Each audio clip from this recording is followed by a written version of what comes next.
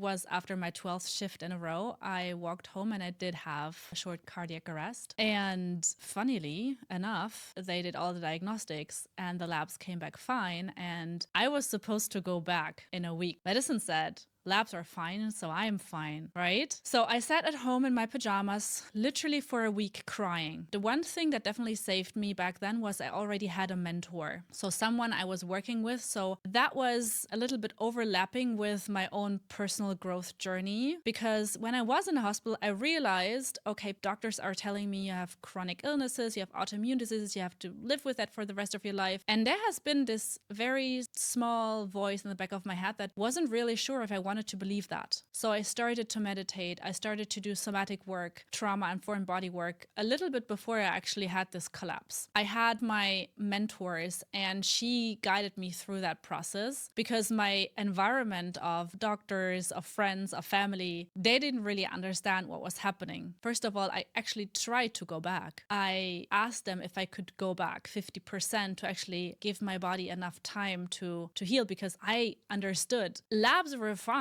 but I wasn't. And for the first time, I believed that inner voice. I believed that voice, like my body wasn't functioning anymore. And it took me weeks to actually make that decision. Now looking back, I sometimes question why it took me so long, but I completely understand because it's not a job. I think everyone in the medical system, especially doctors, can relate to this. It's literally not just a job. It's a calling. It's the moment I got accepted into medical school, my identity shifted.